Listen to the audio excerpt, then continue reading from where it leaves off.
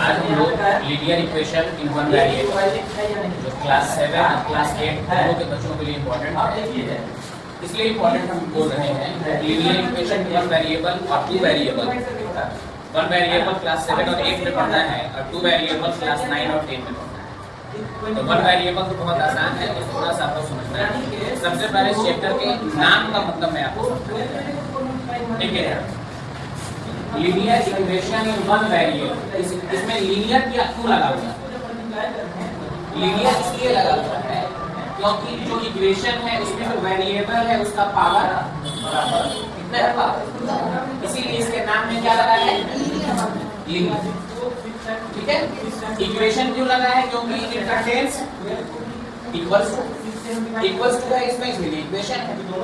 उसके बाद one variable, variable मतलब होता है जिसकी वैल्यू फिक्स ना हो, जिसकी वैल्यू वेरी करती है। वेरी मतलब बदलती रहती है, इसका वैल्यू बदलता रहता है, उसे हम वेरिएबल कहते हैं। तो मतलब x जो है हमारा वो वेरिएबल।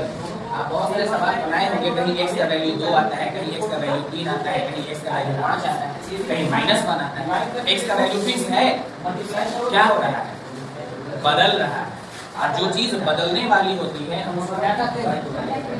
तो इसमें सिर्फ एक ही वेरिएबल है ना, खाली x है, इसीलिए इस चैप्टर का नाम लीनियर इक्वेशन है। चैप्टर के नाम का मतलब समझ में आ गया, कोई प्रॉब्लम? हमने क्या बोला कि 9 और 10 में linear equation in two variable पढ़ा, इसका मतलब उसमें x भी रहेगा और y। और वो इक्वेशन अकेला सॉल्व नहीं होता है, बल्कि दो इक्वेशन सॉल्व होते हैं, इनको एक साथ मिलाकर सिस्टम ऑफ इक्वेशन कहलाएगा। चलिए सॉल्व करने के तरीके को समझते हैं।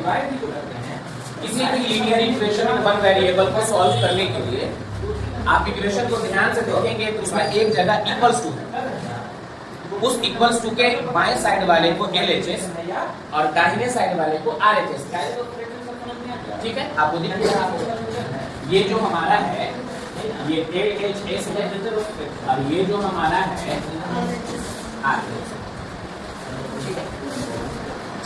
इसमें बोलता ये है कि सर जो वेरिएबल वाले टर्म है उनको LHS के साइड में रखो और उसके अलावा जो भी कांस्टेंट्स हैं, कांस्टेंट मतलब जिसका वैल्यू फिक्स है, उसको RHS के साइड में ले जाओ। चलिए, तो 7x इधर है तो 3 उधर जाएगा तो मालूम है ना, 5 में से 3 गया। अब x इक्वल्स टू निकालना है तो यहाँ 7 मल्टीप्लाई में इधर आएगा तो आ गया है। तो जानते हैं क्या कहेंगे हम, 2/7 इज रूट ऑफ इक्वेशन। तो x का वैल्यू आता है, उसको हम क्या नाम देते हैं, ठीक है।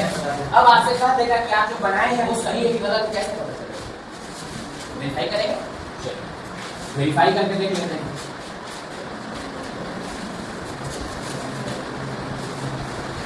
इक्वेशन हमारे पास है 7x + 3 = 5।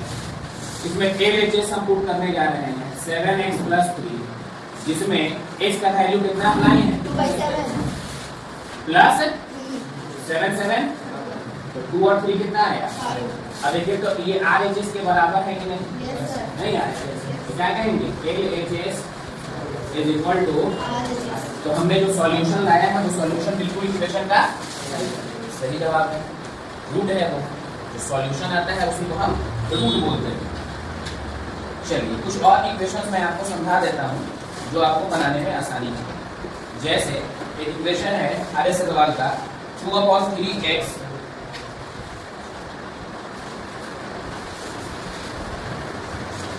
= 3/8 + 7/12। देखिए इस इक्वेशन को कैसे सॉल्व करेंगे।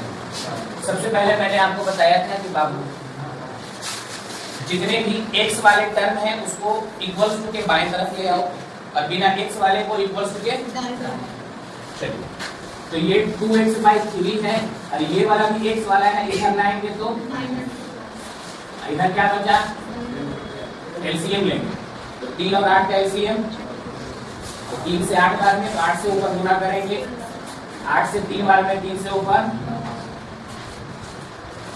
16 में से 9 गया 7x/20, 7 से 7 12 से 24, तो यहाँ x/2 बचा और यहाँ कुछ नहीं तो तो ये 2 जाके वहाँ मल्टीप्लाई होगा, कितना आ गया? बात समझ में आई? बनेगा? चलो